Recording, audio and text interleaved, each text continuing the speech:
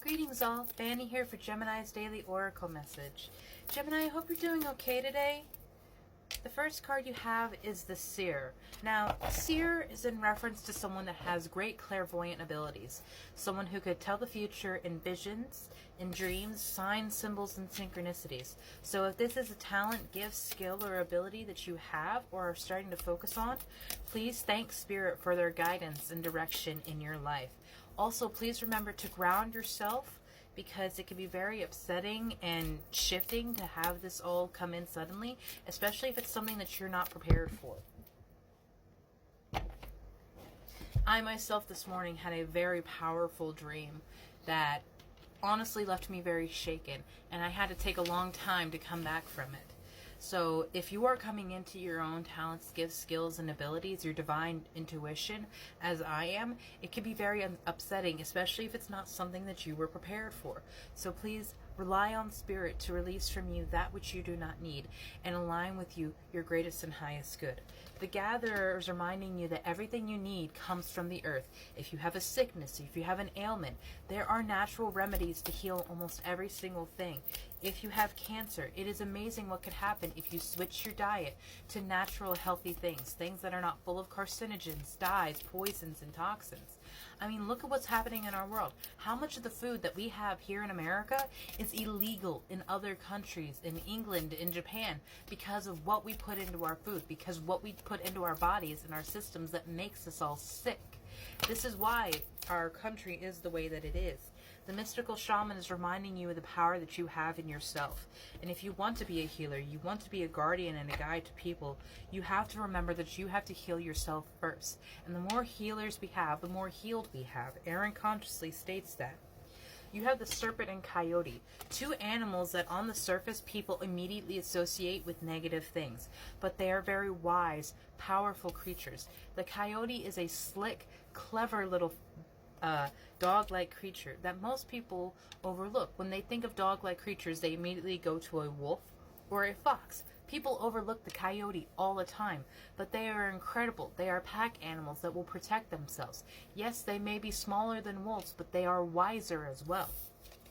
And the serpent. Many people, when they look at snakes, are immediately disgusted. I personally am not. I love snakes. I think they're adorable. Hognoses especially. But one thing that you have to remember about snakes is that they shed their skin so that they can grow and develop. And they're also incredibly resilient. I was just watching a video from Snake Discovery where they rescued a boa constrictor, which actually looks a lot like these guys here. It has very similar head shapes to a boa constrictor.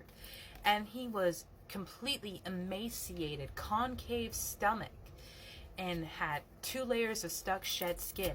But with the proper care and rehabilitation that Emily and Ed were able to give him, he made a full recovery and is healthy again to be able to be adopted.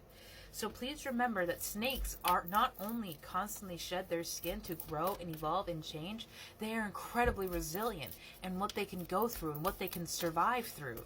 So please take in that energy of the snake. Take in the energy of someone who was able to survive. The ancient ones are here for you, Gemini, reminding you of your power, reminding you of the gifts that you have always had access to. So move with the wind, because there is a completion coming through. There's another snake imagery. I also love that he is eating himself, because snakes go back to so many different forms of mythology. Jormungandr, the world serpent, has to eat himself and the beginning of Ragnarok. It is also a sign of Ceranos. So there's a Celtic and Nordic mythology if you choose to follow that path. I personally lean more towards Celtic, and my brother leans more towards Nordic. But that's for everyone to have their own differences. You have the middle world, which I have this beautiful representation of this. So this is the upper world. This little part where they overlap is the middle world, and this is the lower world. The middle world is where we reside on in this time, in this plane. And I want you to see how small it actually is, how little we actually have access to on this realm. There is so much more that we should know of. And when you go into a sweat lodge to do divination, to project your consciousness, The heart of the sky reminds you the full depths and capacity of everything that you have to offer to you. As the earth keeper, you are meant to hold the earth. You are meant to heal the earth. You are meant to teach people that there is more to our planet than just taking from our mother and raping her again and again and again. Come in like lightning. Come in with force and light and power and direction. You do not have to destroy. Everything in balance and moderation is a good thing. So please do not do not lean so far in the one direction that you become a force of destruction. Remember to stay balanced in yourself and understand when to give your energy and when to pull back. Yes, Vision Quest. This is exactly what you go through when you go into the Sweat Lodge of Divination. Sacrifice that which no longer serves you, Gemini. You have the Owl and the Time Master. Wise beings reminding you every moment is precious, and you are of the infinite. You are of the divine source of knowledge. Water. Connect with water. Connect with your emotions. Do not be afraid to cry. Do not be afraid to feel the depths of everything. Because especially if you're going through these vision quests and strong emotions come up, that means something. You have the Ghost Dance and the Rainmaker. You have to dance. You have to move. Come back to the sacred beauty of your energy. You have fire. You have the curse. So maybe in your family you've had a lot of anger issues, and that is a generational curse that you are working on breaking. Maybe there's been addictions, alcoholism, poverty that has been a consistent theme in your family. You are working to break that generational curse. And as someone who's doing that herself, I'm incredibly proud of you, of the strength that you have, of the wisdom that you carry, and the heart that you have. The depths of your soul are incredible, Gemini. It is absolutely beautiful to see this energy. You have Earth. Oh my God. Earth, fire, water, and I think air had come through for you as well. You have every single element here. Yep, wind, fire, water, earth, lightning. You have all forces of nature here to work with you, work through you, work for you. Come back and remember who you are. Remember, you can create anything if you connect to the earth.